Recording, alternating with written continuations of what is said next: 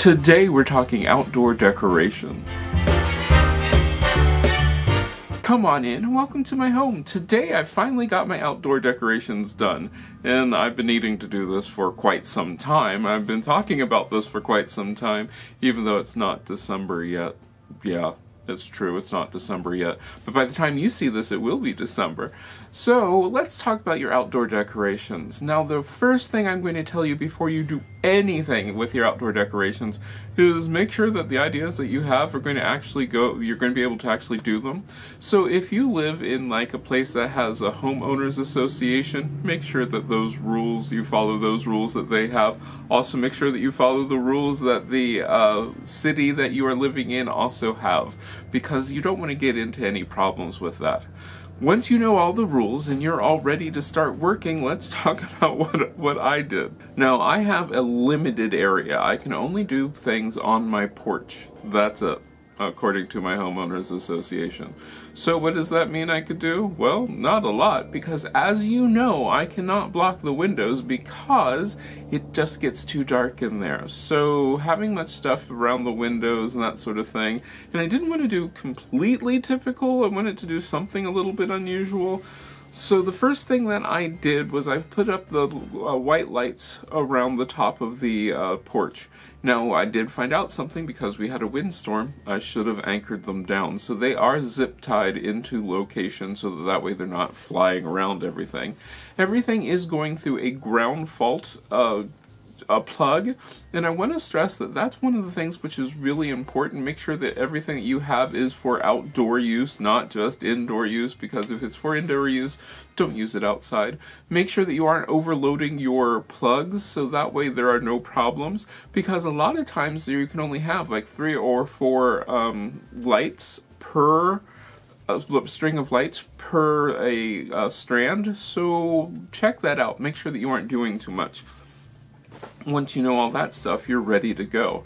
Now mine I did sort of simple. With the green lights, I just wrapped that around the banisters simply because I wanted to emulate sort of like greenery, but I didn't want to put greenery in there because I know people walk past my porch and they could probably hit it and that sort of thing. With the lights there, it should not be a problem.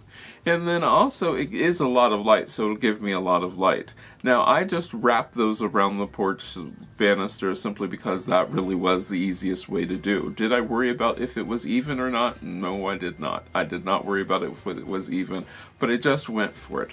Then the next thing that I did was I made sure that my porch was pretty well cleared off, but I did not take off my table and chairs simply because, well, you see me, I'm outside right now. I'm just wearing this right now simply because it's not that cold, and I hate to take off the table and chair if I'm going to be able to enjoy this. So I went with something which I could, easily move around and that sort of thing. So the only thing which I really decorated, aside from putting the wreath up, is the chair to the right side of me.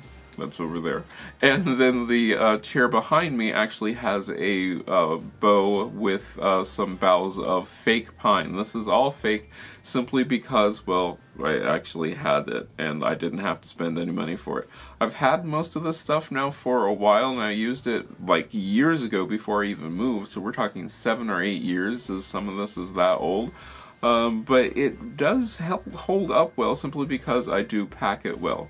Then once everything was in place, which I should add, I always test my lights out, and then also while I'm putting them in, I have the lights on, so that way I can see if something is going to go wrong or something weird is happening, so that way I can see how it goes.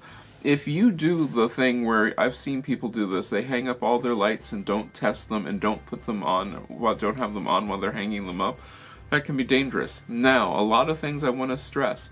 Don't use staples to hold up your lights. That's dangerous. That could be bad. So be very careful. Use things which will not cause the wires to be broken, and make sure that your wires are not frayed or anything like that, so you can double check them, and that way you can have a nice, safe, and happy Christmas time outdoor display. I made sure that none of my wires were frayed and anything, but now let's do the fun part. Let's take a look at this at night, because that's what it's all about, taking a good look at the Christmas time at night.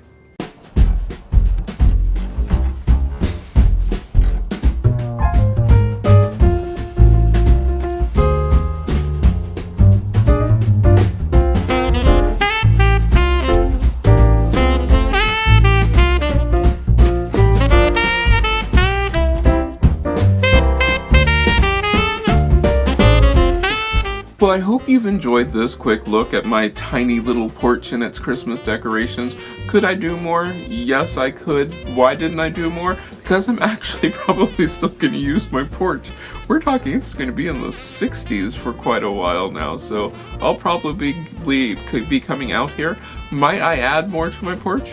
Maybe, but you're going to have to check out my social media. You can follow me on most social media at cmcolemanhome to see if I add anything or not, and I hope I get to see you again next time. If you like this video, give it a thumbs up. You can share it. Don't forget to subscribe and check out the other videos on this channel. I love making these videos for you, and I hope I get to see you again next time.